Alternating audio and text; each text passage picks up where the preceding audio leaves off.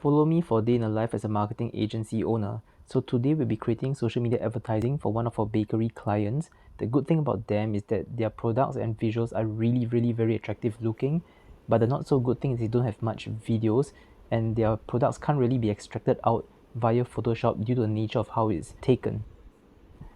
So this posed a very hard challenge in what kind of ads are we going to create.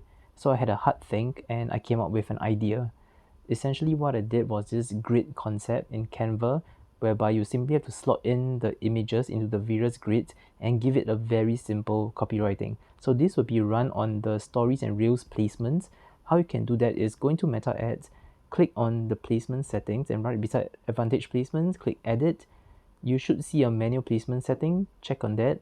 It will pull up all the different platforms that you can check or uncheck. So uncheck everything except the stories and reels placements. That's what I'm doing right now. So I'm manually unchecking the irrelevant placements and checking the relevant placements. The good thing about doing placements on just stories and feeds is that all you need is the 1:1.91 format for your visuals.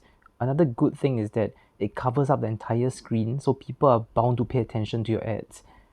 Now in the ad level, I like to uncheck multi-advertiser ads because this kind of format don't really go well on the more squarish kind of placements. Now all I'm doing some basic uploading of visuals, so we'll fast forward this part and make sure that the cropping is correct. I'll leave this as it is.